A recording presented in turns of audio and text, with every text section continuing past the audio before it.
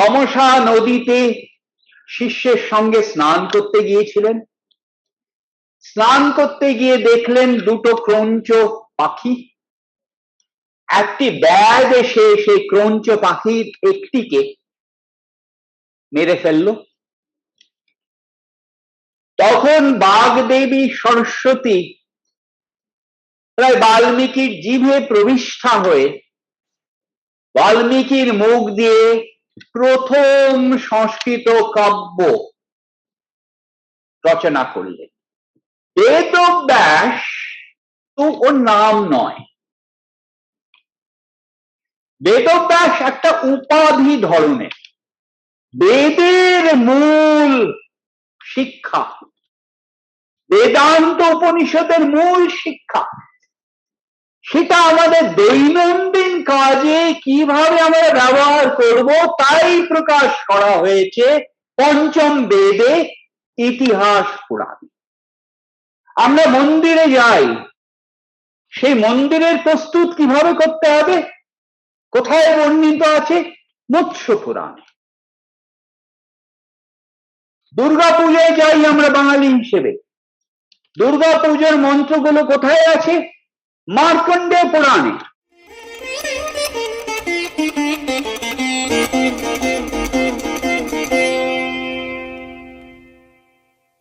নমস্কার, সঙ্গম টক্স বাংলা চ্যানেলে আপনাদের সবাইকে স্বাগত জানাই। আজকে আমাদের এই উদ্বোধনী বক্তৃতাতে অংশগ্রহণ করার জন্য আপনাদের সবাইকে অসংখ্য ধন্যবাদ। আজকে আমাদের মাঝে আমরা পেয়েছি শ্রী বিবেক দেবরায় মহাশয়কে আমাদের এই উদ্বোধনী বক্তৃতাটি প্রদান করবার জন্য। উনি একজন বিশিষ্ট অর্থনীতিবিদ এবং ওনার বিভিন্ন অর্থনৈতিক বিষয়ে ওনার বিভিন্ন উল্লেখযোগ্য অবদান রয়েছে এবং তার পাশাপাশিও উনি মহাভারত, রামায়ণ, বেদ, পুরাণ প্রভৃতি ইংরেজিতে অনুবাদ করেছেন। প্রণাম বিবেকজি। তো আজকে আমাদের যে আলোচ্য বিষয় সেটি হলো ইতিহাস ও পুরাণ।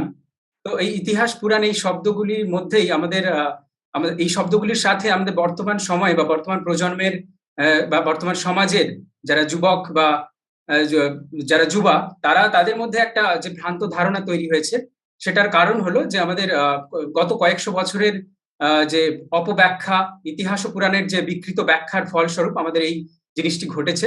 তো আমরা সেই সম্বন্ধে আমরা ওনার মুখ থেকে শুনবো, ওনার কাছ থেকে জানবো যে এই ইতিহাস ও পুরাণ সম্বন্ধে যে এইগুলোর বর্তমান প্রাসঙ্গিকতা কি, বা এগুলির বর্তমান সময়ের প্রয়োজনীয়তা কোথায় আছে, বা এগুলি থেকে আমরা বর্তমান জীবনযাত্রায় আমরা কি শিখতে পারি বা কি জ্ঞান লাভ করতে পারি।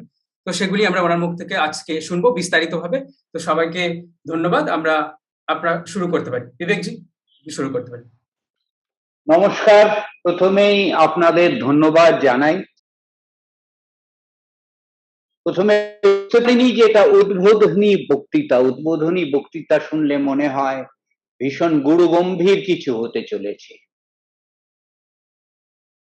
আমাকে যে ডেকেছেন, আমন্ত্রণ জানিয়েছেন, সেজন্য ধন্যবাদ জানাই। সব দর্শক এবং শ্রোতাদের শুভেচ্ছা জানাই। আমাকে বলতে বলা হয়েছে ইতিহাস পুরাণ সম্বন্ধে। ইতিহাস বলতে আমরা কি বুঝি? ইতিহাস শব্দটির সংস্কৃত মানে হচ্ছে ইতিহাস, অর্থাৎ বস্তুত এই ঘটেছে। তার মানে ইতিহাস শব্দটি কাল্পনিক কাহিনী নয়। ইতিহাস শব্দটির তাৎপর্য হচ্ছে বাস্তবিক ঘটনা। ইতিহাসকে ইংরেজিতে মিথ বলা অত্যন্ত অন্যায্য হবে। ইতিহাসের ইংরেজি রূপান্তর হবে হিস্ট্রি। কোন এক কালে ইতিহাস শব্দটি বিশেষ করে ব্যবহৃত হয়েছিল মহাভারত সম্বন্ধে। পরবর্তীকালে ইতিহাস শব্দটি ব্যবহৃত হয়েছে রামায়ণ এবং মহাভারত উভয় গ্রন্থ সম্বন্ধে। আমি যখন ইতিহাস শব্দটি ব্যবহার করব, ইতিহাস বলতে আমি ধরে নেব রামায়ণ এবং মহাভারত। ইতিহাস ও পুরাণের সঙ্গে যুক্ত, ইতিহাসের সঙ্গে যুক্ত হচ্ছে পুরাণ গ্রন্থ। পুরাণ সম্বন্ধে আমাদের আবছা আবছা একটা ধারণা আছে। রামায়ণ মহাভারতের কাহিনী মোটামুটি প্রত্যেক ভারতীয়র অত্যন্ত সরলীকৃত ভাবে পরিচিত। পুরাণের ক্ষেত্রে পরিচয়টা হয়তো আরো বেশি কল্পনা জড়িত, কারণ পুরাণ সম্বন্ধে আমাদের ধারণা হচ্ছে টেলিভিশনে যা দেখেছি, নেটে যা পড়েছি, পুরাণটা নয়। তাহলে সর্বাগ্রে বলি যে ইতিহাস এবং পুরাণের স্বরূপটা কি, তারপরে প্রাসঙ্গিকতার প্রশ্নে আসা যাবে। রামায়ণ রচনা করেছিলেন আদি কবি বাল্মীকি। আমি রামায়ণ শব্দটা যখন ব্যবহার করব, আমি বাল্মীকি রামায়ণের কথা বলছি। এটা বিশেষভাবে বলা এই কারণে প্রয়োজন, কারণ অন্যান্য রামায়ণ আছে, সংস্কৃত ভাষা ছাড়াও অন্যান্য রামায়ণ আছে। যেমন ধরুন মেঘনাদ বধ কাব্য। মেঘনাদ বধ কাব্যকে এক অর্থে আমরা বলতে পারি রামায়ণ। কৃত্তিবাসী রামায়ণটাও রামায়ণ। আমি রামায়ণ শব্দটি যখন ব্যবহার করব, আমি সংস্কৃত রামায়ণের কথা বলছি। সংস্কৃতে কিন্তু রামায়ণের কাহিনী বাল্মীকি রামায়ণ ছাড়াও অন্যত্র আছে। আছে অধ্যাত্ম রামায়ণ, আছে যোগাবশিষ্ট রামায়ণ, রামের কাহিনী কালিদাসের রঘুবংশে পাই, মহাভারতে অন্তর্ভুক্ত হয়েছে রামোপাখ্যান। বিশেষভাবে রামায়ণ শব্দটি যখন ব্যবহার করব, শুধুমাত্র সংস্কৃত রামায়ণের কথা বলছি না, বিশেষ করে বাল্মীকি রামায়ণের কথা বলছি। বাল্মীকি আদি কবি। গল্পটি আমরা সকলেই জানি। তমসা নদীতে শিষ্যের সঙ্গে স্নান করতে গিয়েছিলেন। স্নান করতে গিয়ে দেখলেন দুটো ক্রঞ্চ পাখি। একটি ব্যাগ এসে সেই ক্রঞ্চ পাখির একটিকে মেরে ফেলল।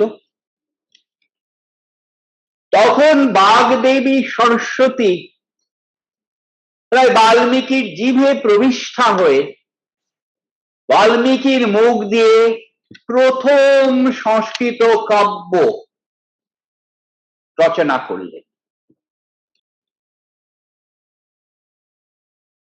বাল্মীকি রামায়ণে বলা আছে, যেহেতু শোকের দ্বারা এই কাব্য সৃষ্ট হয়েছিল, সেই জন্য এই প্রথম 4টি লাইনের নাম হচ্ছে শ্লোকা। আমরা যখন শ্লোক শব্দটা ব্যবহার করি, তার কারণ বাল্মীকি রামায়ণ অনুসারে তার সূত্রপাত হচ্ছে শোক। আদি কবি বাল্মীকি এই প্রথম শ্লোকটি লিখেছিলেন। সচরাচর সংস্কৃতের এই যাবতীয় যেসব গ্রন্থের কথা আমি বলতে চলেছি, সবই কিন্তু কাব্য, সবই পদ্য, এর একটিও গদ্য নয়। গদ্যে লেখা সংস্কৃত গ্রন্থ এসেছে অনেক পরে। বাল্মীকির কথায় ফিরে যায়। বাল্মীকি তখন লিখলেন, মা নিষাদ ত্বমাগমা প্রতিষ্ঠাং শাশ্বতী সমা যৎ ক্রঞ্চ মিথুনাৎ একম বধি কাম মোহিত। হে নিষাদ, তুমি কখনো প্রতিষ্ঠা পাবে না, কারণ রাগ বশে, ক্রোধ বশে তুমি এই দুই ক্রঞ্চ মিথুনের মধ্যে একটিকে হত্যা করেছ। এই যে ছন্দে বাল্মীকি এটা লিখে গিয়েছিলেন, সেটাকে বলে অনুষ্ঠুপ ছন্দ। অনুষ্ঠুপ ছন্দের কথায় পরে আসে। শুধুমাত্র যে বাল্মীকি এই প্রথম শ্লোকটি রচনা করেছিলেন তা নয়, এই শ্লোকটি রচিত হয়েছিল অনুষ্ঠুপ ছন্দে। বাল্মীকি রামায়ণে আছে প্রায় 25,000 শ্লোক।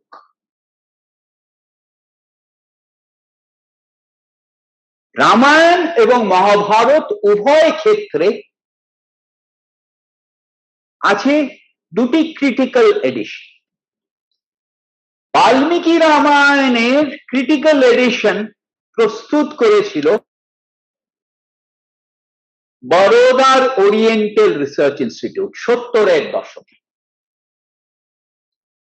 মহাভারতের ক্রিটিক্যাল এডিশন প্রস্তুত করেছিল পুনার ভান্ডারকর ওরিয়েন্টাল রিসার্চ ইনস্টিটিউট। পুনার ভান্ডারকর ওরিয়েন্টাল রিসার্চ ইনস্টিটিউটে লেগেছিল 50 বছর।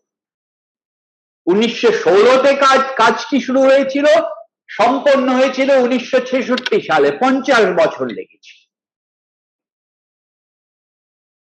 ক্রিটিক্যাল এডিশন মানেটা কি? এই পথটি প্রথম নির্দেশ করেছিল ভান্ডারকর এবং পরবর্তীকালে উত্তরসূরি হিসেবে বরোদা। সেই পথে অনুসরণ করে বাল্মীকি রামায়ণের ক্রিটিক্যাল এডিশন প্রস্তুত করে। ক্রিটিক্যাল এডিশনের মানেটা কি? স্কুলে আমরা গণিত পড়েছি, অনেক সময় সেই গণিতের নিয়ম ভুলে যায়। গণিতে একটি বিষয় ছিল যাকে বলতো HCF, highest common factor. Highest common factor মানেটা কি? এই ক্ষেত্রে মানেটা কি? বাল্মীকি রামায়ণই হোক, মহাভারতই হোক, সংস্কৃত গ্রন্থ হিসেবে তার ছিল নানা আলাদা আলাদা সংস্করণ। মহাভারতের কথাই ধরুন না কেন, সংস্কৃততে লেখা হলেও সেই মহাভারতের আলাদা আলাদা সংস্করণ দেশের বিভিন্ন বিভিন্ন জায়গায় পাওয়া যেত। মূলে কোনো প্রভেদ নেই, সামান্য অন্তর। এখানে একটা জিনিস আছে, ওখানে অন্য জিনিস নেই। সত্যি সত্যি কি বেদব্যাস গণেশকে বলেছিলেন এবং গণেশ লিখে গিয়েছিলেন? যখন সভাগৃহে দ্রৌপদীর বস্ত্রহরণ চলছে এবং দ্রৌপদী প্রার্থনা করেছেন, কাকে প্রার্থনা করেছেন? কৃষ্ণের নাম নেওয়া হয়েছে না কৃষ্ণের নামটি নেই? এই ধরনের ছোটখাটো তফাৎ। এইভাবে মহাভারতের 1200-র বেশি আলাদা আলাদা সংস্করণ দেশে ছিল। 1200-র বেশি, 1215 মত। ভুল বুঝবেন না, যত সামান্য তফাৎ। ভান্ডারকর যা করেছিল তা হলো যে কোনো একটি শ্লোক নেওয়া যাক। এই শ্লোকটি যদি অধিকাংশ সংস্করণে থাকে তাহলে আমরা মেনে নিতে পারি যে এই সংস্করণটি, এই শ্লোকটি নিশ্চয়ই অরিজিনাল বা মূল মহাভারতে ছিল। আবার বলি, যদি অধিকাংশ সংস্করণে এই শ্লোকটি থাকে তাহলে ধরে নিতে পারি যে এই শ্লোকটি নিশ্চয়ই মূল মহাভারত তাতে ছিল। এইভাবে হিসেব করে 50 বছর ধরে প্রচুর খাটতে হয়েছিল ভান্ডারকর এই ক্রিটিক্যাল এডিশনটি প্রস্তুত করে। অনুরূপ ভাবে বাল্মীকি রামায়ণের ক্ষেত্রে 1215টি ছিল না, কিন্তু 200-র বেশি আলাদা আলাদা সংস্করণ। আগেই বলেছি বাল্মীকি রামায়ণে 25,000 শ্লোক, অন্তত আমাদের বিশ্বাস 25,000 শ্লোক। ক্রিটিক্যাল এডিশনটাতে কিন্তু 25,000 শ্লোক নেই, কারণ কিছু কিছু শ্লোককে বর্জন করা হয়েছে, প্রক্ষিপ্ত বলে, পরবর্তীকালে রচিত বলে। ক্রিটিক্যাল এডিশন বাল্মীকি রামায়ণে আছে 20,000 মতো শ্লোক।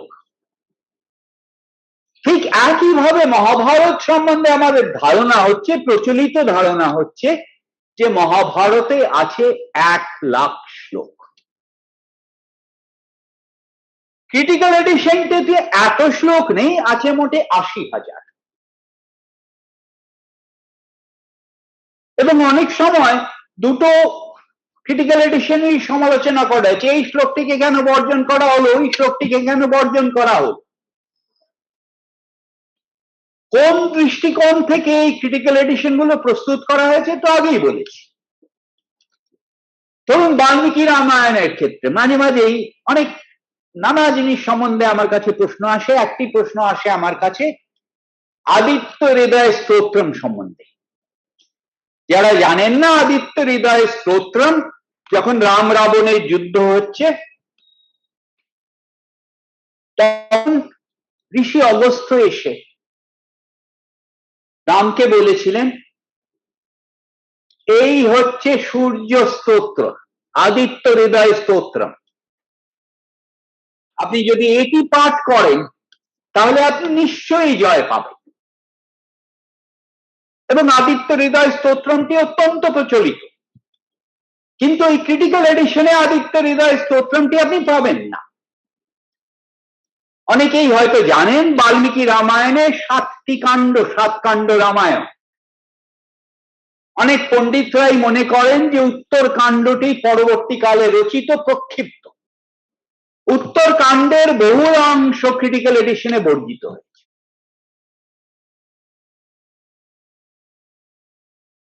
এবার আসি পুরাণের কথায়।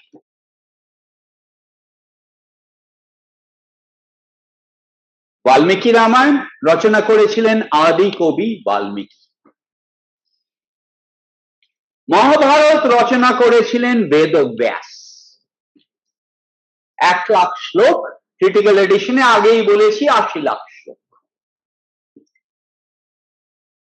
বেদব্যাস তো ওর নাম নয়, বেদব্যাস একটা উপাধি ধরনের। প্রত্যেকটি দাপর যুগে কোন একজন বেদব্যাস জন্ম নেন, যার কাজ হচ্ছে বেদের বিন্যাস করা। দাপর যুগে যে বেদব্যাস এই কাজটি করে থাকেন তাকে বেদব্যাস উপাধিটি দেওয়া হয়। অনেকেই হয়তো জানেন এক একটি মহাযুগ হচ্ছে সত্য, ত্রেতা, দ্বাপর এবং কলি। সত্যযুগ, ত্রেতা যুগ, দ্বাপর যুগ, কলিযুগের সমষ্টিগত প্রকাশ হচ্ছে মহাযুগ। এবং প্রত্যেকটি মন্বন্তরে থাকে 71-এর একটু বেশি মহাযুগ। প্রত্যেকটি মন্বন্তরে থাকে 71-এর একটু বেশি মহাযুগ। এই বর্তমান মন্বন্তরে আমরা 28 নম্বর মহাযুগের মধ্যে দিয়ে যাচ্ছি। অর্থাৎ এর আগে বর্তমান মন্বন্তরে 27টি মহাযুগ অতীত হয়ে গেছে, এটা 28 নম্বর। এবং এই যে বেদব্যাসের কথা হচ্ছে তিনি হচ্ছেন 28 নম্বর বেদব্যাস। পুরাণে তার পূর্ববর্তী 27 জন বেদব্যাসের নাম পায়। বেদব্যাস উপাধি। তার প্রকৃত নাম হচ্ছে কৃষ্ণ দ্বৈপায়ন। কৃষ্ণ কারণ তিনি কালো ছিলেন, দ্বৈপায়ন কারণ তার জন্ম হয়েছিল একটি দ্বীপে। বাল্মীকিও কবি, বেদব্যাসও কবি। বাল্মীকি প্রকৃতির কবি, অনেকটা কালিদাসের মত। বেদব্যাস যদিও কাব্য লিখেছিলেন, বেদব্যাস অনেক বেশি কাটাছোলা। ও কাব্যটাব্য প্রকৃতির বর্ণনা ওসবের দিকে আমি নেই। আমি বরং বর্ণনা করতে চাইবো ঘটনা, কি ঘটেছে, কে কাকে মারলো, কে কোথায় গেল। প্রকৃতি তেমন বিশেষ নেই, প্রকৃতির বর্ণনা তেমন কিছু বেদব্যাসে পাবেন না। বাল্মীকি রামায়ণ ভর্তি হচ্ছে প্রকৃতির বর্ণনা। যাই হোক, বেদব্যাসের কথা বলছি। বেদব্যাস মহাভারতটি রচনা করলেন। মহাভারতের কাহিনী আমরা সকলেই জানি, মোটামুটি জানি। মহাভারতে আমরা যখন প্রথম কৃষ্ণকে পাই, কৃষ্ণ তখন সাবালক, কৃষ্ণ তখন অ্যাডাল্ট। স্বভাবতই প্রশ্ন উঠেছিল, আচ্ছা এটা তো কৃষ্ণ যখন সাবালক হয়ে গেছেন, কৃষ্ণের বাল্যকালের গল্প কোথায়? কৃষ্ণের বাল্যকালের গল্প পুরাণে তো পাওয়াই যায়, অন্য একটি গ্রন্থে পাওয়া যায়, সেই গ্রন্থটির নাম হচ্ছে হরিবংশ।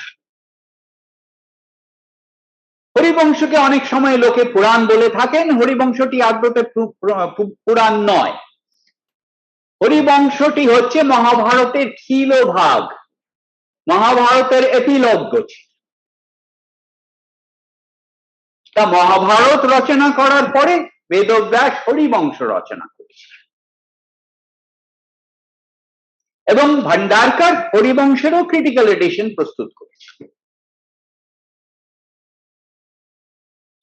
এরপরে বেদব্যাস প্রবৃত্ত হলেন পুরাণ রচনা করতে।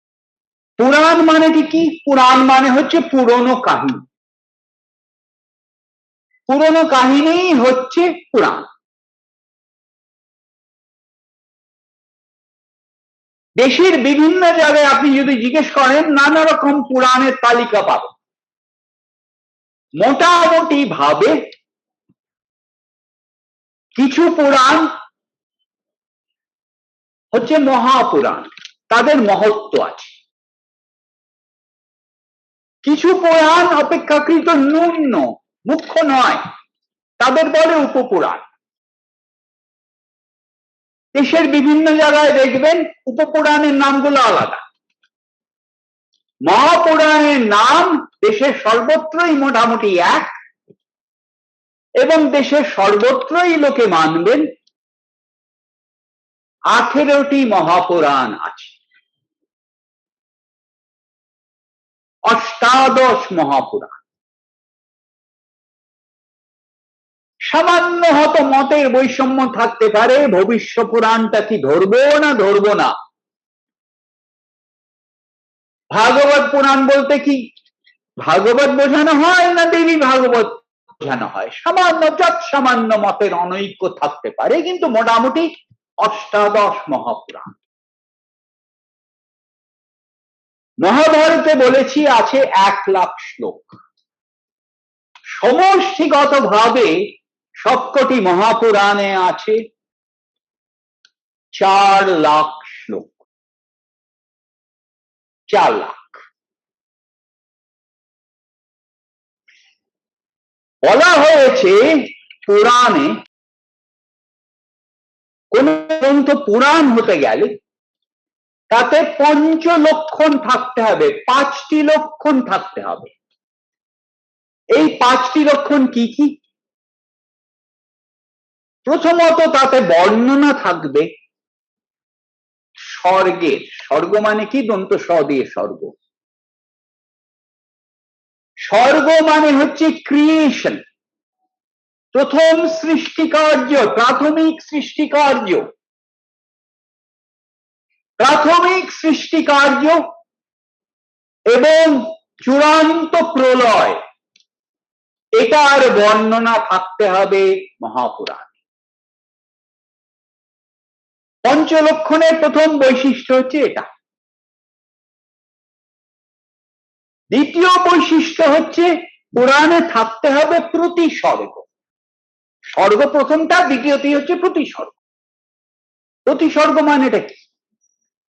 আগে যে সৃষ্টিকার্যের কথা বর্ণনা করলাম সেটা হলো আদি সৃষ্টিকার্য এবং অন্তিম প্রলয়, কিন্তু সেই আদি সৃষ্টিকার্য এবং অন্তিম প্রলয়ের মধ্যে চলতে থাকে যাকে বলা হয় সেকেন্ডারি ক্রিয়েশন।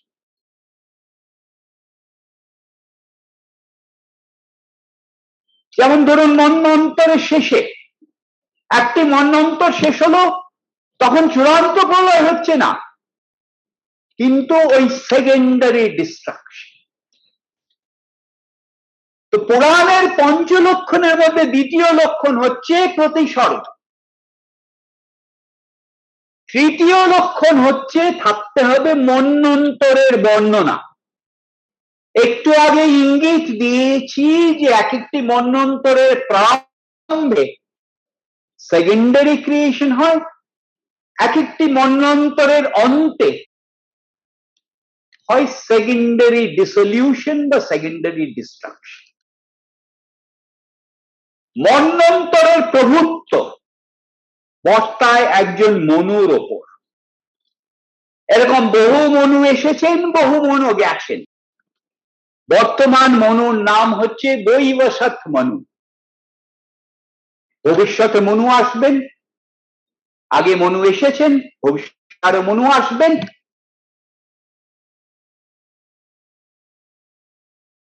পুরাণের পঞ্চলক্ষণের মধ্যে তৃতীয়টি তাহলে হচ্ছে মন্বন্তর। চতুর্থ হচ্ছে দেবতা এবং ঋষিদের উৎপত্তির বর্ণনা।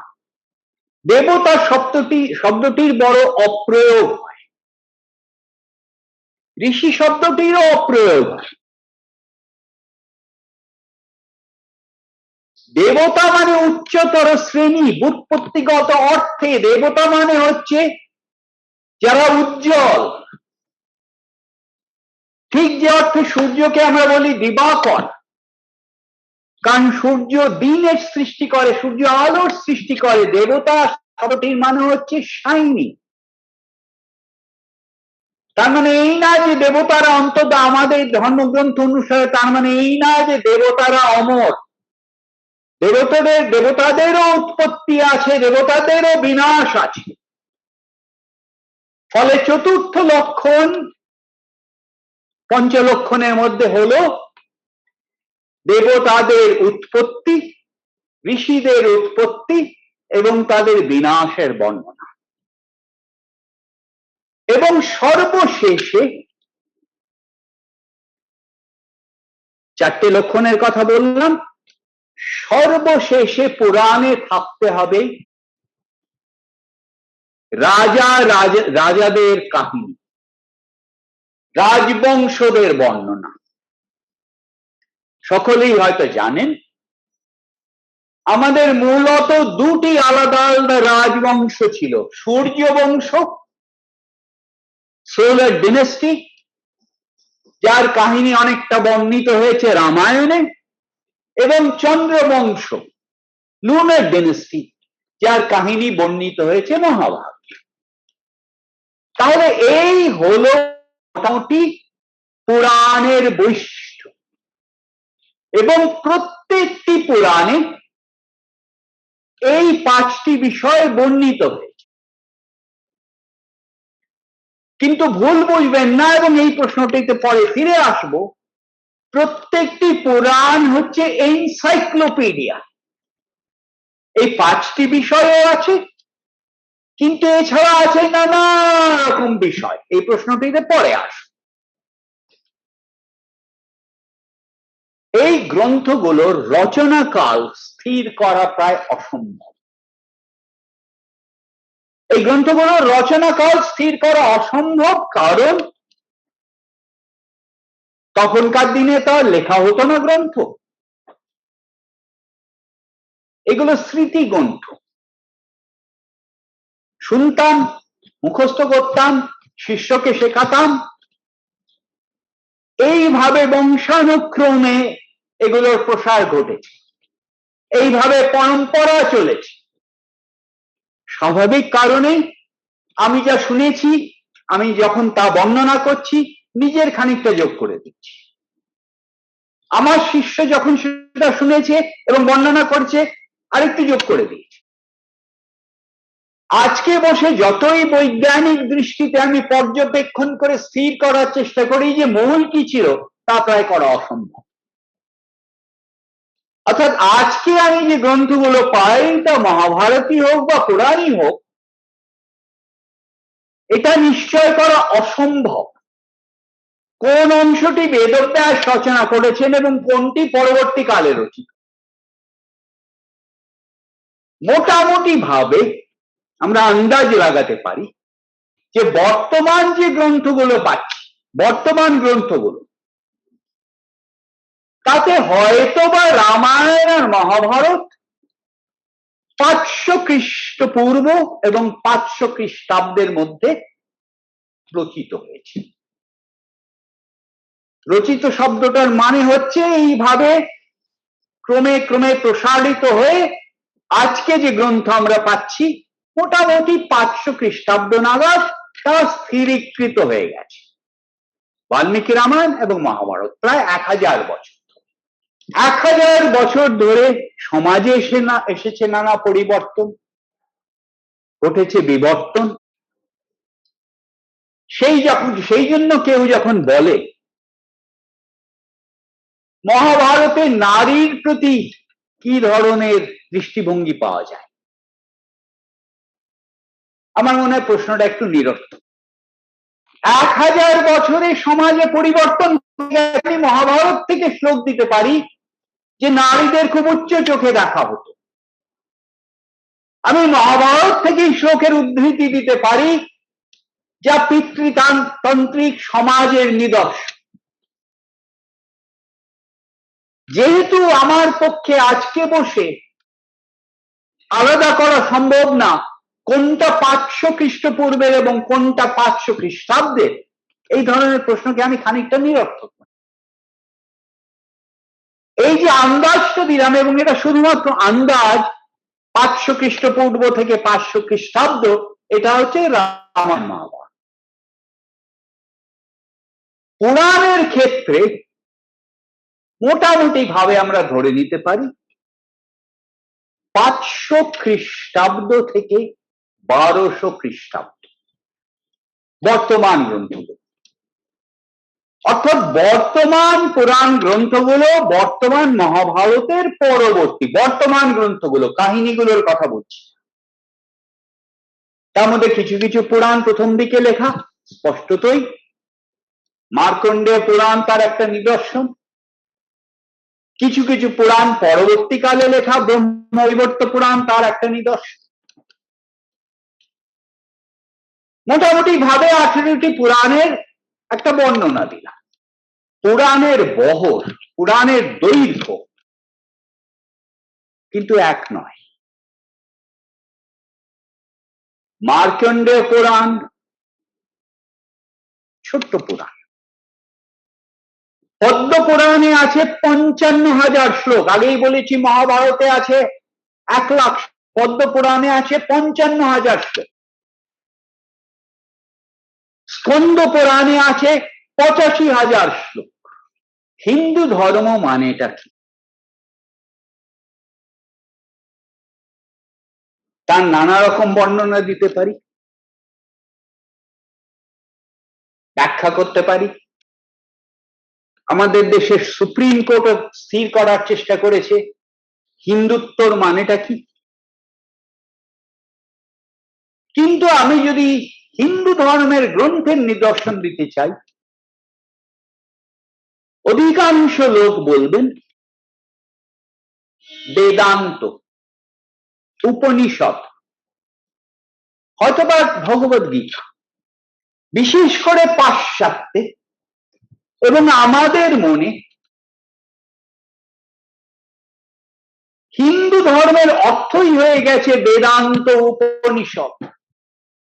4টে আশ্রমের কথা আছে আমাদের গ্রন্থে: ব্রহ্মচর্য, গার্হস্থ, বানপ্রস্থ এবং সন্ন্যাস। ব্রহ্মচর্য, গার্হস্থ, বানপ্রস্থ এবং সন্ন্যাস। উপনিষদ এবং বেদান্ত গ্রন্থ কারা রচনা? উপনিষদ এবং বেদান্ত গ্রন্থ রচনা করেছেন যারা বানপ্রস্থে চলে গেছে। এগুলো রচনা করেছেন যারা সন্ন্যাস নিয়েছে। কত শতাংশ লোক সন্ন্যাসী হয়ে যায়, কত শতাংশ লোক বানপ্রস্থে চলে যায়, কত শতাংশ লোক মোক্ষের সন্ধানে গড়েন। আমাদের গ্রন্থে বলা আছে, ভগবদ গীতাতেও বলা আছে, যে অনেক কোটির মধ্যে স্বল্প সংখ্যক সংসার থেকে, সংসার বন্ধন থেকে মুক্তি লাভ করেন। মোক্ষ লাভ, মুক্তি লাভ, নির্বাণ লাভ সেটা স্বল্প সংখ্যক লোকের কপালে জোটে। বাকিরা কি করছেন? বাকিরা সংসার ধর্মের অনুসরণ, মোক্ষ ধর্মের অনুসরণ তারা করছেন না, তারা সংসার ধর্মের অনুসরণ করছেন। তারা গৃহস্থ, তারা গার্হস্থ ধর্মে প্রবৃত্ত, 3000 বছর আগেও আজকেও। তাদের ধর্ম কোথায় পাব? আমার মতে তাদের ধর্ম পাব ইতিহাস পুরাণ। ইতিহাস পুরাণ হচ্ছে তাদের ধর্ম। হ্যাঁ, সেগুলো তো মুখ্য ধর্মের কথাও আছে, কিন্তু দৈনন্দিন কাজে আমরা কি ধরনের ধর্মের অনুসরণ করব তা পাবো ইতিহাস পুরাণে। সেই জন্য ইতিহাস পুরাণকে বলা হয়েছে পঞ্চম বেদ, অর্থাৎ বেদের মূল শিক্ষা, বেদান্ত উপনিষদের মূল শিক্ষা, সেটা আমাদের দৈনন্দিন কাজে কিভাবে আমরা ব্যবহার করব তাই প্রকাশ করা হয়েছে পঞ্চম বেদে, ইতিহাস পুরাণ। অথচ বিদেশে, বিশেষ করে ইংরেজি ভাষায়, যখন আপনি হিন্দু ধর্মের সংজ্ঞা খুঁজবেন, দেখবেন মূলত সেটা উপনিষদ বেদান্ত সম্বন্ধে। হ্যাঁ, ভগবদ গীতাও আছে। এক সময় ইংরেজিতে অনেক কিছু sacred book of the east নামে ম্যাক্স মুলারের সম্পাদনায় ইংরেজিতে অনুদিত হয়েছিল। Sacred books of the east পড়ে দেখুন, যা অনুবাদ করা হয়েছিল ইংরেজিতে তা হচ্ছে সাহিত্য তথা কালিদাস, নয় ধর্মশাস্ত্রের গ্রন্থ, নয় তো বেদান্ত উপনিষদ, বেদান্ত উপনিষদ। পুরাণ অনুবাদ করা হয়নি। কেন? কারণ আমরা ধরেই নিয়েছি পুরাণ হচ্ছে মিথ। আমরা ধরেই নিয়েছি পুরাণ ইতিহাস নয়, আমরা ধরেই নিয়েছি পুরাণ হিস্ট্রি নয়। তাতে কি আছে না আছে জেনেই তাকে বর্জন করে দিই। আগে তো জিনিসগুলো পড়ি, আগে তো জানি কি আছে, এবং যখন পড়ি এবং জানি তার মানে এই নয় যে শুধু টেলিভিশনে কি দেখলাম, চলচ্চিত্রে কি দেখলাম, নেটে কি পড়লাম তার ভিত্তিতে স্থির করে নেব পুরাণে কি আছে। আগেই বলেছি পুরাণে গল্প ছাড়াও অনেক জিনিস আছে। দৃষ্টান্ত দেব।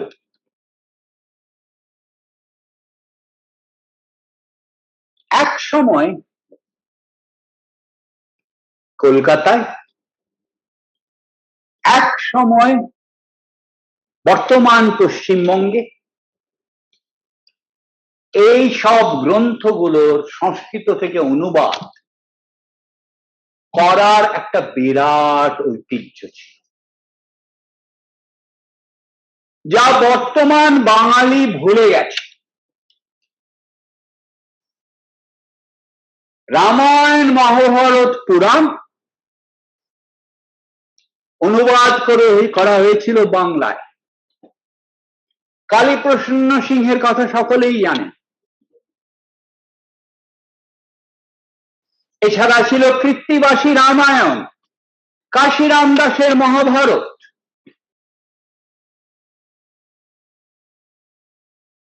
গঙ্গাপ্রসাদ মুখোপাধ্যায় পদ্যে রামায়ণ লিখেছিলেন, রচনা করেছিলেন। ঊনবিংশ শতাব্দীর শেষার্ধে এবং বিংশ শতাব্দীর প্রথমার্ধে এই পুরাণগুলোর বাংলায় অনুবাদ করেছিলেন পঞ্চানন তর্করত্ন। আজকেও আমি যদি কলকাতায় কলেজ স্ট্রিট অঞ্চলে গিয়ে বাংলা পুরাণের সংস্করণের খোঁজ করি, যা পাবো তা হলো পঞ্চানন তর্করত্নের সংস্করণ। এশিয়াটিক সোসাইটি স্থাপিত হয়েছে, সেই এশিয়াটিক সোসাইটির কল্যাণে সংস্কৃত পুরাণের ছাপা শুরু হয়েছে। বিবলিওথেকা ইন্ডিকা সিরিজে প্রথম অনুবাদ শুরু হয়েছে। প্রথম পুরাণের ইংরেজি অনুবাদ হচ্ছে উইলসনের বিষ্ণু পুরাণ। হরপ্রসাদ শাস্ত্রী নেপালে গিয়ে সংগ্রহ করে এনেছেন পুরনো পুরাণ গ্রন্থ। এই যে ঐতিহ্যটা আমরা ভুলে গেছি, এই ঐতিহ্যটা বাঙালির গর্ব। সেই ঐতিহ্যের পথে বাঙালির অনুসরণ করা দরকার, সেই পথে চলা উচিত, কিন্তু আমরা ভুলে গেছি সেই ইতিহাসটি। আমি আপাতত এই বাঙালির পুরাণ ইতিহাস সম্বন্ধে উৎসাহের ইতিহাসের কথা বলছি, আমরা ভুলে গেছি। আমি কেন এখানে দাঁড়িয়ে আছি? আমাকে আমন্ত্রণ জানিয়েছেন, সেজন্যই অবশ্য দাঁড়িয়ে আছি, কিন্তু আমন্ত্রণ জানানোটির কারণ কি? আমি সংস্কৃত পণ্ডিত নই, তাহলে আমি কেন এখানে দাঁড়িয়ে আছি? কেন আমাকে আমন্ত্রণ জানানো হয়? আমি এখানে দাঁড়িয়ে আছি, আমাকে আমন্ত্রণ জানানো হয়েছে কারণ আমার মতে এই যে সংস্কৃত গ্রন্থগুলো, ইতিহাস, পুরাণ, এগুলোর ইংরেজিতে অনুবাদ হওয়া দরকার। বিশেষ করে নতুন প্রজন্ম ইংরেজির সঙ্গে অনেক বেশি পরিচিত, সংস্কৃত তো ভুলেই গেছে, নিজেদের মাতৃভাষাও ভুলে গেছে। নতুন প্রজন্মকে যদি জানাতে হয় তাহলে এই গ্রন্থগুলোর ইংরেজি অনুবাদ করা প্রয়োজন, এবং অনুবাদ যখন করা হবে তখন সম্পূর্ণ অনুবাদ করা প্রয়োজন, সংক্ষিপ্ত অনুবাদ না। কারণ সংক্ষিপ্ত অনুবাদ করলেই সরলীকরণ হয়ে যায়। যে কোনো সংক্ষিপ্ত অনুবাদে আমার যেন দেখাতে হবে কৌরবরা হচ্ছে খারাপ, পাণ্ডবরা হচ্ছে ভালো, মহাভারত অনেক বেশি জটিল, একই কথা রামায়ণ সম্বন্ধে বলতে পারি এবং একটা পুরাণের অন্যান্য ঘটনা সম্বন্ধেও বলতে পারি। আমার উদ্দেশ্য হচ্ছে ইতিহাস এবং পুরাণকে সংস্কৃত থেকে ইংরেজিতে সম্পূর্ণভাবে অনুবাদ করা। ভগবদ গীতা যদি ছেড়ে দিই, আমি প্রথম অনুবাদ করেছিলাম মহাভারত। এটার পরিমাণ, এটার বহর কত, সেটার একটা আন্দাজ দেওয়া দরকার। আগেই বলেছি, বিশ্বাস হচ্ছে মহাভারতে আছে 1,00,000 শ্লোক।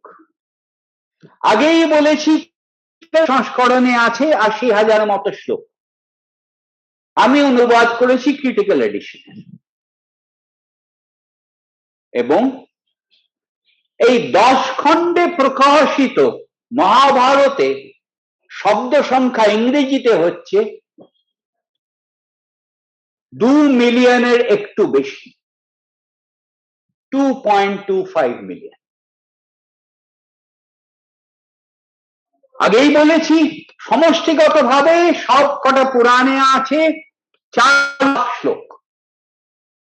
ওই মহাভারতটাকে যদি একটা দৃষ্টান্ত হিসেবে নিই, তাহলে অষ্টাদশ মহাপুরাণে থাকবে অন্তত 12 মিলিয়ন শ্লোক। বুঝতেই পারছেন বহরটা কত। আজ পর্যন্ত ইংরেজিতে সম্পূর্ণ মহাভারতের আন এভারেজ অনুবাদ শুধু 3 জন করেছে, শুধু 3 জন। আবার বলছি ইংরেজিতে, এবং সম্পূর্ণ আন এভারেজ ট্রান্সলেশন। হয়তো অনেকেই জানেন না 3 জনই হচ্ছে বাঙালি। ঠাট্টা করে অনেকে আমাকে বলে বাঙালিরা পাগল, সেই জন্য এইসব জিনিস করে। হয়তো সত্যি এই 3 জন বাঙালি যারা অনুবাদ করেছেন মহাভারতকে, তার মধ্যে দুজন হচ্ছেন ঊনবিংশ শতাব্দীর। আগেই বলেছি ঊনবিংশ শতাব্দী বাংলার নবজাগরণের একটি অঙ্গ ছিল এই ইতিহাস এবং পুরাণ সম্বন্ধে উৎসাহ, তার থেকে অনুপ্রেরণা সংগ্রহ করা। এই দুজনের একজন হচ্ছেন কিশোরী মোহন গাঙ্গুলি এবং দ্বিতীয় জন হচ্ছেন মন্মথনাথ দত্ত। ঊনবিংশ শতাব্দীর শেষ 2 দশকে মহাভারত করার পরে আমি হরিবংশের অনুবাদ করি। হরিবংশের ইংরেজিতে শুধুমাত্র 3টি অনুবাদ আছে, আনএব্রিজড, সম্পূর্ণ। তার মধ্যে 2টি করা হয়েছিল ঊনবিংশ শতাব্দীতে, তৃতীয়টি আমার। এরপরে আমি করি বাল্মীকি রামায়ণের অনুবাদ। বাল্মীকি রামায়ণের ছোট আরেকটু, সেই জন্য হয়তো বাল্মীকি রামায়ণের সম্পূর্ণ ইংরেজি অনুবাদ হচ্ছে 5টি, যার মধ্যে 2টি সাম্প্রতিক, বাকি 3টি পুরনো।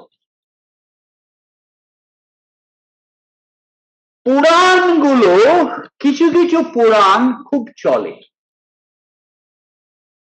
লোকে পরিচিত, যথা ভাগবত পুরাণ। ভাগবত পুরাণ যেহেতু লোকে এত পড়ে, যেহেতু লোকে এত পাঠ করে, সেহেতু ভাগবত পুরাণের অনেক অনুবাদ হয়েছে। অনেক মানে হচ্ছে 5টি হয়েছে, যার মধ্যে একটি হচ্ছে শ্রীল প্রভুপাদের। কিন্তু এমন অনেক পুরাণ আছে, অষ্টাদশ পুরাণের মধ্যে, যাদের ইংরেজি তো ছেড়ে দিন, বাংলা ভাষায়ও সম্পূর্ণ অনুবাদ হয়নি। বলবেন আপনি তো পঞ্চানন তর্করত্নের কথা বললেন। হ্যাঁ বলেছিলাম, পঞ্চানন তর্করত্ন সব কটা উড়ে যেতে পারেন, আমি সব কটার কথা বলছি। তা আমি আপাতত প্রবৃত্ত হয়েছি এই কাজে যে আমি পুরাণগুলোর ইংরেজিতে সম্পূর্ণ অনুবাদ করব।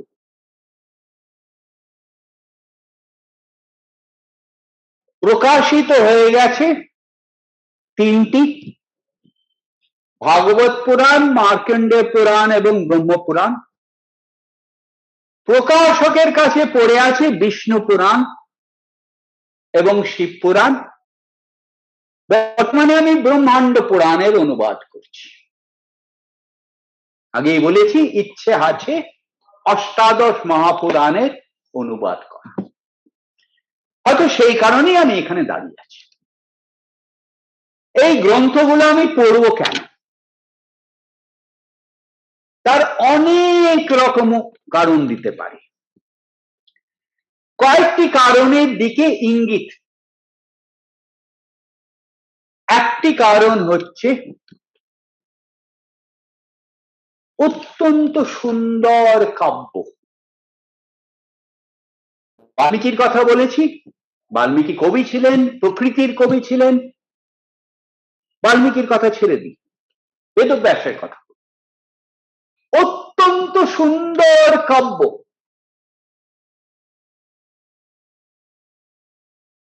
কাব্যের জন্য পড়া উচিত।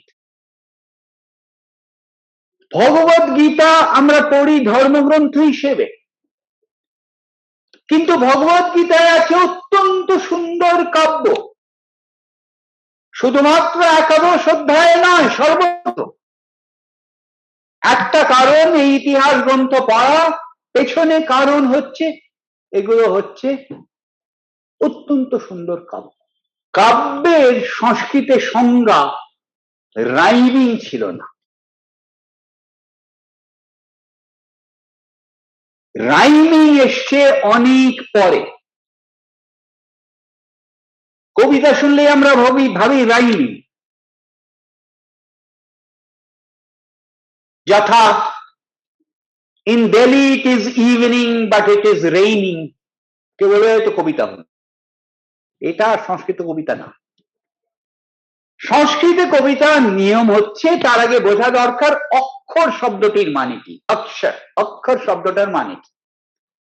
অক্ষর শব্দটার মানে আমি বলতে পারি ইংরেজিতে যাকে বলা হয় সিলেবল, অর্থাৎ শব্দের একটি অংশ যাতে একটি মাত্র স্বরবর্ণ আছে, a single vowel sound, সেটা হচ্ছে অক্ষর। এবং সেই হিসেবে সংস্কৃত অক্ষরকে লঘু এবং গুরু ভাগে ভাগ করা হয়। স্কুলে আমরা পড়েছি, যারা হিন্দিতে পড়েছেন তারা জানেন, ছোটি ই বড়ি ই। আরে বাবা, যদি উচ্চারণটা ঠিক হয় তাহলে ছোটি ই না বড়ি ই বলার কি দরকার? হ্রস্ব ই না দীর্ঘ ই বলার কি দরকার? উচ্চারণেই তো সেটা স্পষ্ট হয়ে যায়। যেহেতু উচ্চারণটা আমরা ঠিক করি না, সেই তো বলতে হয় হ্রস্ব ই দীর্ঘ ই। সেই যাই হোক, অক্ষরকে ভাগ করা হয় হ্রস্ব এবং দীর্ঘে।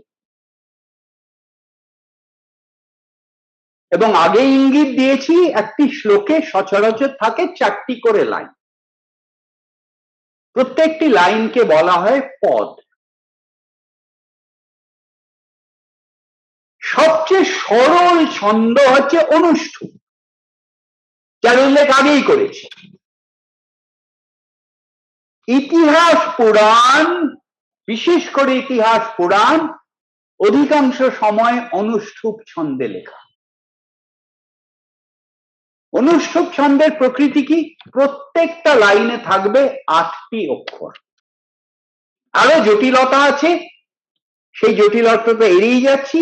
সেই হ্রস্ব এবং দীর্ঘের কম্বিনেশন কি হবে সেটাও অত্যন্ত ইম্পর্টেন্ট, সেটা ছেড়ে দিন, বেশি জটিলতায় যেতে চাই না। আপাতত এইটুকু মনে রাখলেই হবে, 8টি অক্ষর থাকতে হবে প্রত্যেকটি লাইনে, প্রত্যেকটি পদে। ভগবত গীতা সবাই পড়েছেন, অনেকবার পড়েছেন। ভগবত গীতার প্রথম লাইনটি কি? ধর্মক্ষেত্রে কুরুক্ষেত্রে সমবেতায়ুৎসবঃ মামকাঃ পাণ্ডবাশ্চৈব কিমকুর্বত সঞ্জয়। কতবার শুনেছেন? কোনবার খেয়াল করেছেন? কখনো খেয়াল করেছেন এটা হচ্ছে অনুষ্ঠুপ ছন্দে? ধর্মক্ষেত্রে কুরুক্ষেত্রে 8, সমবেতায়ুৎসবঃ 8। কখনো খেয়াল করেছেন এটা অনুষ্ঠুপ? বক্রতুণ্ড মহাকায় 8, সূর্যকোটি সমপ্রভ 8, সরস্বতী মহাভাগে 8, বিদ্যে কমললোচনে 8, या देवी सर्वभूतेषु 8। এগুলো অত্যন্ত পরিচিত, আমরা খেয়ালও করি না, জানিও না, এগুলো অনুষ্ঠুপ।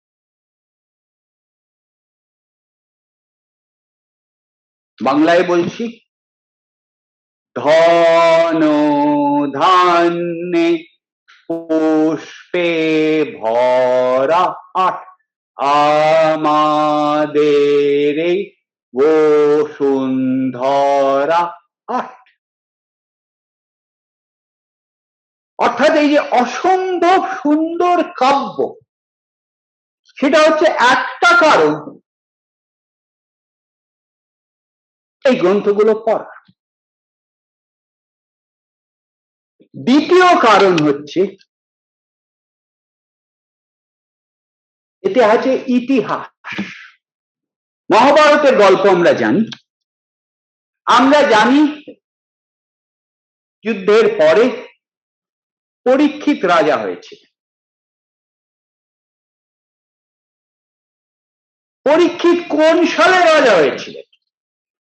আমি জানি কুরুক্ষেত্র যুদ্ধ বিষয়টি অত্যন্ত বিতর্কিত, কুরুক্ষেত্র যুদ্ধের তারিখ অত্যন্ত বিতর্কিত, তবু পরীক্ষিত কোন সালে রাজা হয়েছিলেন? মহাভারতে তো বলনি। হ্যাঁ, জ্যোতিষের সাহায্যে আমি কিছু গণনা করতে পারি, তা যদি ছেড়ে দিই, পুরাণে বলা হয়েছে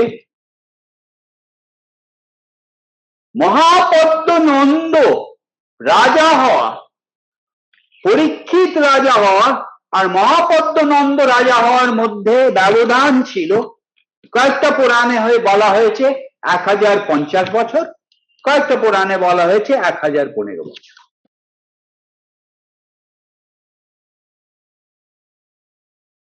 অর্থাৎ পরীক্ষিতকে যদি আমি একটা তারিখ দিতে চাই, বা অন্যান্য রাজাদের যদি একটা তারিখ দিতে চাই, সেই তালিকা বলেছি পুরাণে থাকে, রাজাদের তালিকা, সূর্য বংশের তালিকা, চন্দ্র বংশের তালিকা। আমি যদি একটা হিসেব করতে চাই মহাপদ্ম নন্দ কবে রাজা হয়েছিলেন, আমরা গ্রিকদের সূত্রে জানি।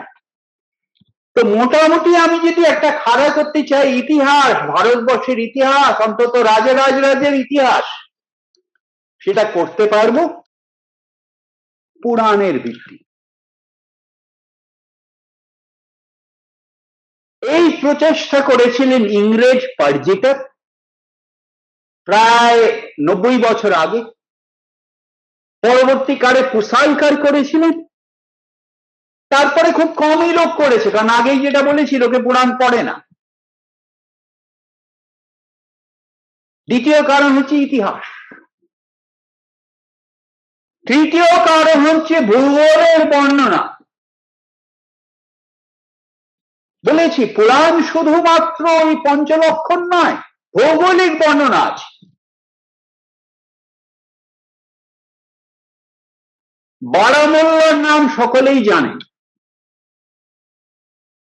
পুরাণ না পড়লে জানতে পারবেন না বারামুল্লার আসল নাম হচ্ছে বরাহমূলা, কারণ ওখানেই বরাহ অবতার, পৃথিবী নিমজ্জিতা হয়ে গিয়েছিলেন জলে, ওখানেই বরাহ অবতার তুলে ধরেছিলেন, সেই জন্য বরাহমূলা, যার আজকে নাম বারামুল্লা। মহাভারতে পড়েছেন হস্তিনাপুর। হস্তিনাপুর আমরা দেখেছি ছবিতে, চলচ্চিত্রে। হস্তিনাপুর কোথায় তা জানতে হলে পড়তে হবে পুরাণ। যদি কাউকে জিজ্ঞেস করেন হস্তিনাপুর কোথায়, স্পষ্ট হয়তো বলতে পারবেন না। মহাভারতের ভৌগোলিক কেন্দ্র ছিল কুরুপাঞ্চাল অঞ্চল, কুরুক্ষেত্র এবং পাঞ্চাল। পাঞ্চালের রাজধানী কি ছিল? অহিছত্র উত্তর পাঞ্চালের এবং কাম্পিল্য দক্ষিণ পাঞ্চালের।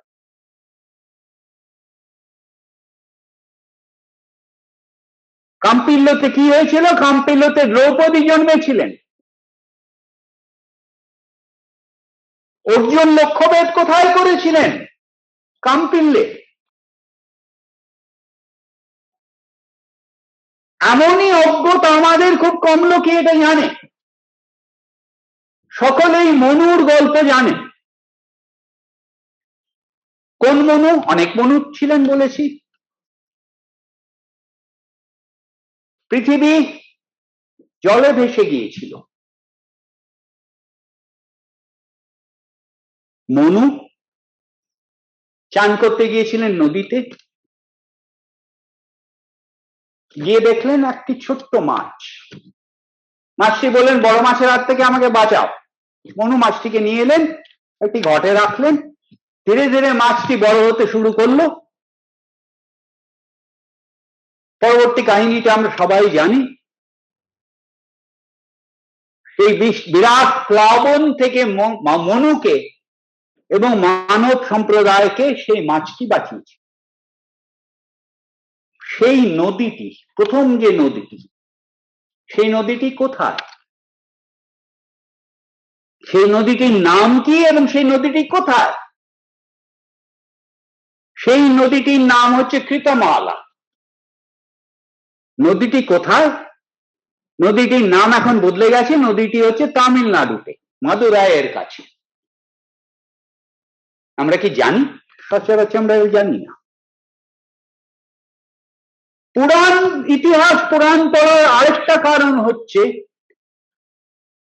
বিভিন্ন পুরাণ, আমি ইঙ্গিত দিয়েছি যে বেদব্যাস হয়তো একটা মূল সংহিতা রচনা করেছিলেন, তারপর বিভিন্ন অঞ্চলে পুরাণগুলোর নানা রকম বর্ধিত আকারে কলেবর বৃদ্ধি পেয়েছে প্রসারণ কালে, ফলে বিভিন্ন পুরাণ বিভিন্ন জায়গায় রচিত। এই যে মাছটির কথা বললাম, এই মাছটি কি মাছ? এই যে বিশেষ মাছটির কথা বললাম, মন যে মাছটিকে তুলে এনেছিলেন, সেই মাছটি কি মাছ? দক্ষিণ ভারতে রচিত পুরাণগুলোতে, অথবা দক্ষিণ ভারতে যে পুরাণগুলোর প্রচলন বেশি, তাতে বলা হয়েছে এই মাছটি হচ্ছে সফরি। বাংলায় প্রবাদ আছে না, সফরি ফরফরায়তে। সফরি কি? সফরি একটা রূপলি ধরনের মাছ। কোথায় পাওয়া যায় সফরিকে? সফরিকে পাওয়া যায় সমুদ্রে। অর্থাৎ সমুদ্রের কাছাকাছি যে পুরাণগুলো রচিত হয়েছিল, মাছটির বর্ণনা দেওয়া হয়েছে, এটা সফরি। যেসব পুরাণ পূর্বাঞ্চলে রচিত হয়েছে, সেই সব পুরাণেই মাছটিকে বলা হয়েছে রুই মাছ, রোহু, রোহিত। অর্থাৎ এই পুরাণগুলো যদি আমরা পড়ি, তাহলে ভারতবর্ষের বিভিন্ন অঞ্চলে সোশিও ইকোনমিক তারতম্য কি ছিল তাও জানতে পারি।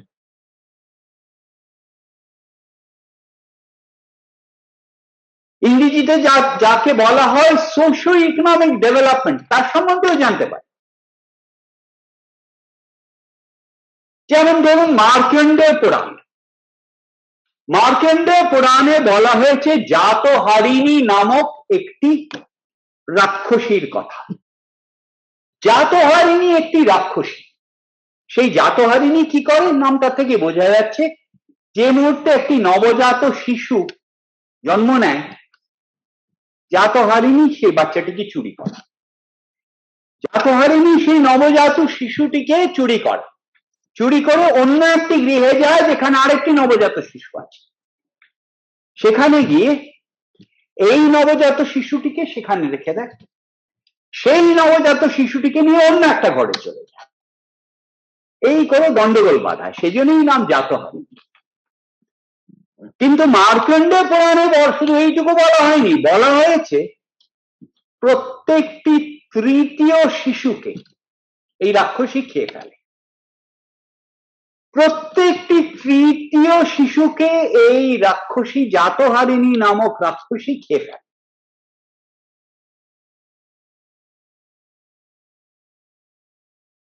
অনেকেই হয়তো বলবেন, আরে বাবা, তার থেকে তো প্রমাণিত হচ্ছে তখনকার দিনে ইনফ্যান্ট মর্টালিটি রেট 1/3 ছিল। যখন এই পুরাণটি রচিত হয়েছে, ইনফ্যান্ট মর্টালিটি রেট ছিল 1/3। পুরাণ থেকে আমরা সংস্কৃত ভাষার বিবর্তন, সংস্কৃত ভাষা তো বদলেছে, সংস্কৃত ভাষার বিবর্তন সম্বন্ধে জানতে পারি। ইতিহাস পুরাণ থেকে আমরা জানতে পারি ভারতবর্ষের জিওলজিক্যাল পরিবর্তন। সরস্বতী নদী কবে শুকিয়ে গেছে, যমুনার প্রবাহ কবে পশ্চিমমুখী থেকে পূর্বমুখী হয়ে গেছে, নদীদের পরিবর্তন কেমন হয়েছে,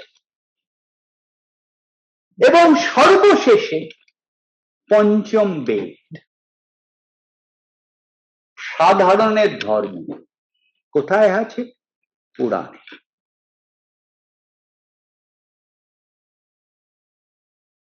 আমরা মন্দিরে যাই,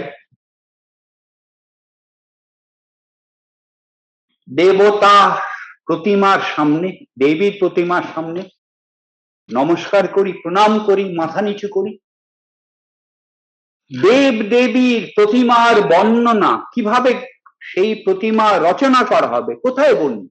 অনেক জায়গাতেই আছে, কিন্তু আছে অগ্নি পুরাণে। আমরা মন্দিরে যাই, সেই মন্দিরের প্রস্তুত কিভাবে করতে হবে কোথায় বর্ণিত আছে? মৎস্য পুরাণে। দুর্গা পূজায় যাই আমরা বাঙালি হিসেবে, দুর্গা পূজার মন্ত্রগুলো কোথায় আছে? মার্কণ্ডেয় পুরাণে। যারা দক্ষিণ ভারতের যারা জানবেন ললিতা সহস্রনাম, সেটা কোথায় আছে? সেটা আছে ব্রহ্মাণ্ড পুরাণে। আমরা শ্রাদ্ধ বিধির অনুসরণ করি, তা কোথায় আছে? আছে গরুড় পুরাণ। ধর্ম মানে হচ্ছে ধারেতে সে ধর্ম, যা ধরে রাখে সমাজকে সেটাই হচ্ছে ধর্ম। এবং আমাদের দৈনন্দিন জীবনযাত্রায় হিন্দু হিসেবে যা আমাদের ধরে রেখেছে সেই ধর্ম বর্ণিত হয়েছে পুরাণ। সেজন্যই সবশেষে আবার বলি, আমার মনে হয় আমাদের সকলের ইতিহাস এবং পুরাণ গ্রন্থগুলো পড়া দরকার। ভাষা ভাষা ভাবে নয়, নেটে কি পড়েছি তার ভিত্তিতে নয়, মূল পুরাণে কি আছে আমাদের পড়া উচিত। আমাকে আমন্ত্রণ জানানোর জন্য আবার ধন্যবাদ। নমস্কার। নমস্কার বিবেক দেবরায় মহাশয়। আমি কিছু জিনিস জানতে চাই যে মানে মহাভারত বা রামায়ণের মধ্যে আমাদের বঙ্গ সম্বন্ধে আমরা কতটা কি জানতে পারি? যেমন উদাহরণ হচ্ছে যে যেমন মণিপুর সম্বন্ধে চিত্রাঙ্গদা ও সেই রকম ধরনের জিনিসপত্র যে জানা যায়, বা হস্তিনাপুর সম্বন্ধে দিল্লি টিল্লি এইসব ব্যাপারে যেমন জানা যায়, তেমনি বঙ্গ কিরকম উল্লেখ করা আছে এই ইতিহাস পুরাণের মধ্যে? তার আগে মণিপুর সম্বন্ধে একটা কথা বলে দিই, যদিও আপনি বঙ্গ সম্বন্ধে জিজ্ঞেস করেছেন। মহাভারতে যে মণিপুরের বর্ণনা আছে, আমরা একটা মণিপুর সম্বন্ধে আমরা একটা ধারণা করে নিই চিত্রাঙ্গদার জন্য, আপনি যেমন বলেছেন। বিশেষ করে আমাদের ধারণাটা অনেকটাই রবীন্দ্রনাথ কি লিখেছেন তার ভিত্তিতে। মণিপুরের সম্বন্ধে কিন্তু মহাভারতে বলা হয়েছে মণিপুর সমুদ্রের তীরে ছিল, এবং উল্লেখ করা হয়েছে, ওটার নাম দেওয়া হয়েছে মানালুর। অর্থাৎ আজকে আমরা যেটাকে মণিপুর ভাবি, সেই মহাভারতের মণিপুর হয়তো সেই মণিপুর ছিল না। হয়তো আজকের বঙ্গের কথা যদি বলেন, আজকে পশ্চিমবঙ্গ তো একটা প্রশাসনিক রূপ আছে, কিন্তু তখনকার দিনে অঙ্গ আলাদা ছিল, বঙ্গ আলাদা ছিল, পৌন্ড আলাদা ছিল, কলিঙ্গ তো সম্পূর্ণ আলাদা। বঙ্গ সম্বন্ধে এই গ্রন্থগুলোতে বঙ্গ সম্বন্ধে কিন্তু ব্যঙ্গ ছাড়া বেশি কিছু নেই। সচরাচর বলা হয়েছে জঙ্গল, ওখানে কেউ যায় না, সভ্য লোকে ওখানে যায় না, বঙ্গের কথা। পৌন্ড স্বভাবতই একটা বড় রাজ্য ছিল। মহাভারত যদি মন দিয়ে পড়ে থাকেন দেখবেন যে পৌন্ড্রের রাজা একজন ছিলেন বাসুদেব, যিনি শ্রীকৃষ্ণের শঙ্খ চক্র গদা পদ্ম এইসব ধারণ করেছিলেন। পৌন্ড এই সময় অত্যন্ত বর্ধিষ্ণু এলাকা ছিল। অঙ্গটা বঙ্গের মতো অত খারাপ ছিল না, কিন্তু ছোটখাটো একটা রাজ্য ছিল। মহাভারতে অন্তত অঙ্গের রাজা হিসেবে কর্ণকে অভিষিক্ত করা হয়েছিল। তা আমি একটা তফাৎ করব, অঙ্গ, পৌণ্ড্র, গৌড় এই সময় ছিল না একেবারে, অন্তত এই গ্রন্থগুলোতে ছিল না। অঙ্গ, পৌণ্ড্র এবং বঙ্গের মধ্যে একটা পার্থক্য করব।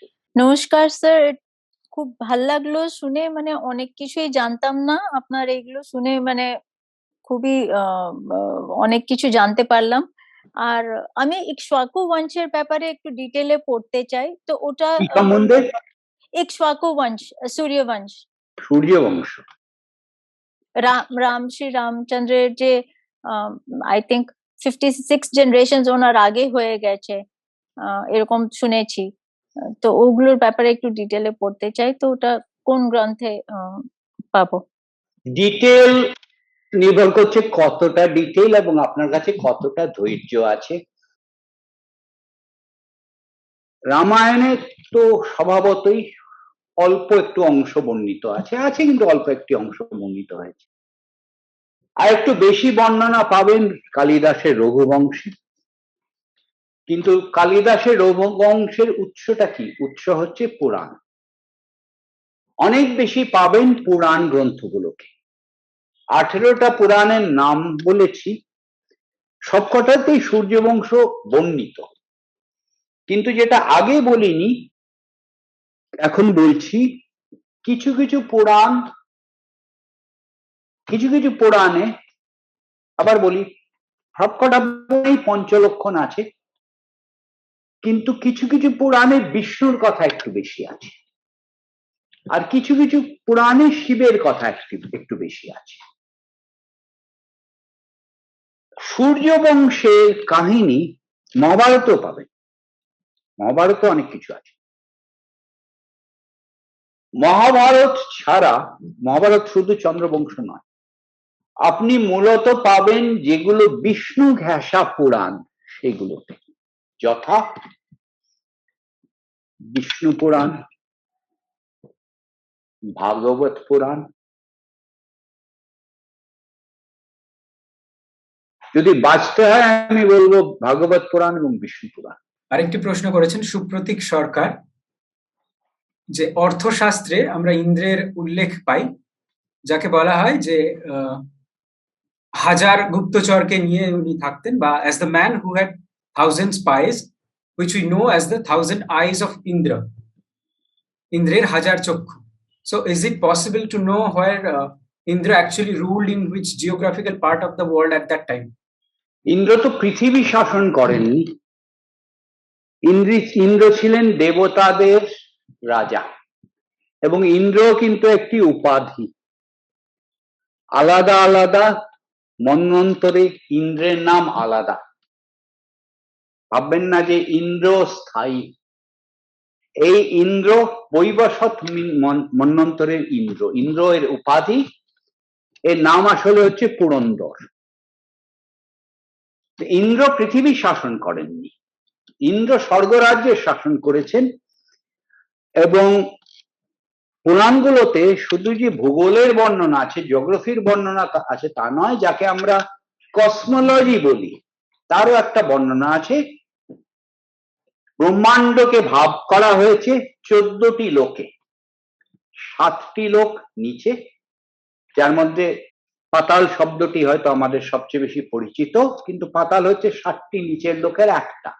7টি ওপরের লোক আছে, ভূলোক, ভূবরলোক, স্বরলোক ইত্যাদি ইত্যাদি। 7টি ওপরে আছে।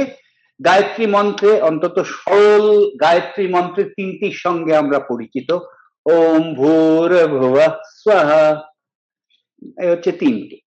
তো ইন্দ্র হচ্ছেন স্বর্লোকের রাজা। ইন্দ্রের রাজধানীর নাম হচ্ছে অমরাবতী। 4টি লোকপালের কথা, কোথাও কোথাও অষ্টদিকপালের কথা বলা হয়েছে, কোথাও কোথাও 4টি দিকপালের কথা হয়েছে, যারা 4টি দিকের উপর রাজত্ব করতেন। তাদের সকলেরই পুরী বা নগরী বা শহর বা রাজধানী ছিল মেরু পর্বতের চারপাশে।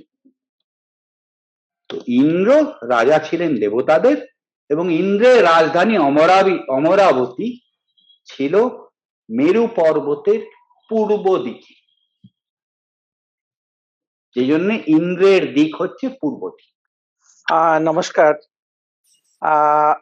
খুবই ভালো লাগলো। আমি অনেকদিন থেকে বেদ আর উপনিষদ এগুলো দেখছি, এবং তাতে অনেকদিন থেকেই দেখেছি যে এটাকে পুরাণকে পঞ্চম বেদ হিসেবে এটাকে ধরা হয়, এবং পুরাণে আমি এখনো পর্যন্ত বিশেষভাবে ভালোভাবে কোনো পুরাণ এখনো পর্যন্ত ধরিনি বা পড়িনি। তো একটা জিনিস যেটা বেদ থেকে আমি প্রথম দেখলাম, যে বেদ থেকে প্রথম থেকেই ওই ডিফারেন্ট যে আমাদের যে অনুষ্ঠান করার বা তার ইভেন আপনি যে বললেন হিস্ট্রি, তো ওখান থেকেই ডিফারেন্ট শ্লোকে যে ডিফারেন্ট নদীর উৎস এবং নদীর তাদের ভৌগোলিক এগুলো পাওয়া যায়। তার মানে Purana is much more related to ইতিহাস, যেটা মানে খুবই আমার ভাল লাগলো আপনার এটা শুনে, যে আমাদের যে হিন্দু ধর্মের যে এখনো পর্যন্ত যে কনফিউশনটা আছে, যে হিন্দু অ্যাট অল এ ধর্ম কিনা, বিকজ এটার কোন একটা গঠন বা যেটাকে মানে যেটা নর্মালি আমরা যে একটা ধর্ম বলতে যা মনে করি যে এটা একটা পার্টিকুলার রিলিজিয়াস নর্মস থাকে, তো আমাদের তো অলরেডি সমস্ত কিছু আছে, তো ওয়াই উই ক্যানট মানে জাস্টিফাই আমাদের হিন্দু ধর্মকে একটা ধর্ম। এটা তো আমার মনে হলো বেশি মন্তব্য। আমি তো বলবো যে দেখুন, আমার কাজের ক্ষেত্রে ভারতবর্ষের বিভিন্ন অঞ্চলে যেতে হয়, অনেক জায়গাতেই যেতে হয়। আমি শহরাঞ্চলের কথা বলছি না। ধরুন কারোর বাড়িতে গেছি, শহরের কথা বলছি না, তত মেট্রোর কথা বলছি না, কারোর বাড়িতে গেছি,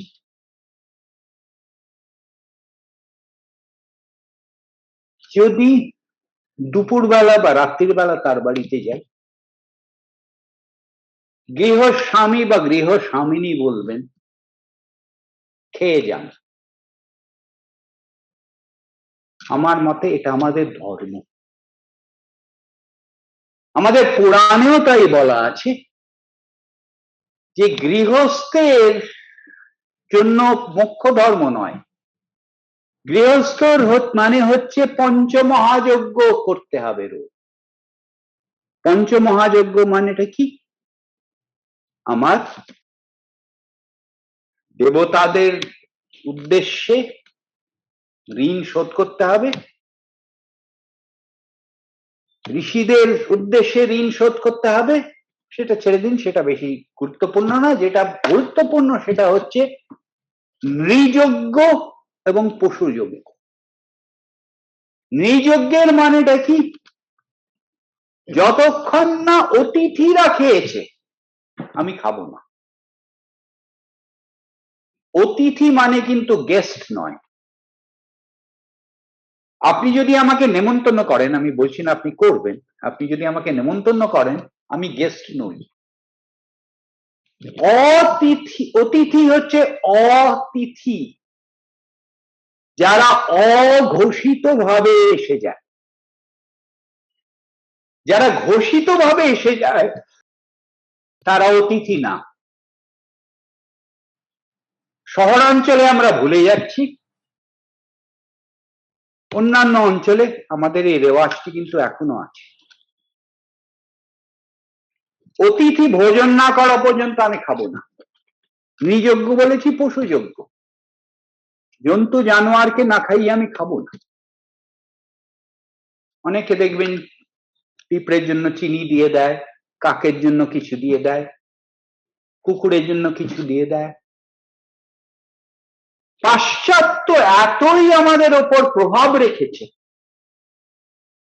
আপনি যদি আমাকে নেমন্তন্ন করেন, বলছি না আবার যে আপনি করছেন, স্ত্রীর সঙ্গে আলোচনা করব, আচ্ছা উনি তো নেমন্তন্ন করেছেন, কি নিয়ে যাওয়া যায়? এটা ফুলের তোড়া নিয়ে যাবো না অন্য কিছু নিয়ে যাবো? এটা আমাদের ঐতিহ্য নয়, এটা আমাদের পরম্পরা নয়। আমাদের ঐতিহ্য পরম্পরা হচ্ছে যে অতিথি তাকে গিফটটি দেওয়া হয়, তাকে উপহারটি দেওয়া হয়, যার নাম হচ্ছে অর্ঘ্য। যে নিমন্ত্রণ করেছে তাকে নয়। তা আমি তো বলবো যে আপনারটা অনেকটাই মন্তব্য, কিন্তু আমি তো বলবো ভারতবর্ষকে ধরে রেখেছে এই ধর্ম। এই ধর্মের শেকড় অত্যন্ত দৃঢ়, এই ধর্মের শেকড় অত্যন্ত গাঢ়।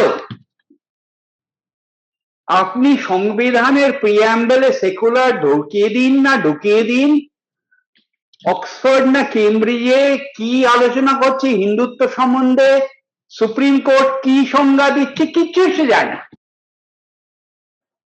কারণ এই শেকড় ধর্মের অত্যন্ত দৃঢ়। তা আমি ধর্মটাকে এই দৃষ্টিতে দেখি। আপনি খুব সুন্দর বলেছেন, মানে এত কিছু জানলাম, মানে এই জিনিসগুলো জানাই আমাদের এখন বর্তমান সমাজের কর্তব্য বলে আমি মনে করি। তো আমার একটাই প্রশ্ন, যে এই যে পুরাণ, বিভিন্ন পুরাণগুলো রয়েছে, ভিন্ন পুরাণ, সেই পুরাণগুলো কি বিভিন্ন পরিপ্রেক্ষিতে বা বিভিন্ন দৃষ্টিভঙ্গিতে সৃষ্টির গল্পগুলোকে, মানে সৃষ্টির যে ঘটনাগুলো সেগুলোকে কি রূপক অর্থে এই জিনিসগুলোকে বর্ণিত করা হয়েছে? রূপক অর্থে আপনি বললেন? হ্যাঁ। দেখুন, হয়তো খানিকটা তাই, কিন্তু রূপক শব্দটা হচ্ছে একটু ইন্টারপ্রিটেশন। আমি যে কাজটি করছি সেটা হচ্ছে শুধু অনুবাদ, ইন্টারপ্রিটেশন নয়। অর্থাৎ ধরুন দেবতা বা অসুর, আমি বলতে পারি এগুলো রূপক, কারণ এক অর্থে ভগবদ্গীতাতেই বলেছে আমাদের সকলের ভেতরে দেবত্ব আছে, আমাদের সকলের ভেতরেই অসুরও আছে। এগুলোকে আমি রূপক হিসেবেও নিতে পারি, বাস্তব বর্ণনা হিসেবেও নিতে পারি, সেটা আমার উপর। আমি শুধু বলছি যে আমি শুধু অনুবাদ করছি। কেন করছি? অনেকে সংস্কৃত জানেন না। আমি যথাসম্ভব যথাযথভাবে সেটাকে অনুবাদ করে দিচ্ছি ইংরেজি। তারপরে আপনি কিভাবে সেটাকে ইন্টারপ্রেট করবেন আপনারও। তবে একটা সংশ্লিষ্ট কথা বলি, আগেই বলেছি যে কিছু কিছু পুরাণে দেখবেন বিষ্ণুর প্রাধান্য একটু বেশি, কিছু কিছু পুরাণে শিবের প্রাধান্য একটু বেশি, এবং কিছু কিছু পুরাণে ব্রহ্মা এবং সৃষ্টি কার্যের প্রাধান্য একটু বেশি। অর্থাৎ সৃষ্টির বর্ণনা, মূলটা যদিও মোটামুটি একই, সৃষ্টির বর্ণনায় কিন্তু সামান্য একটু তফাৎ থাকবে, কোন ধরনের পুরাণ পড়ছেন তার।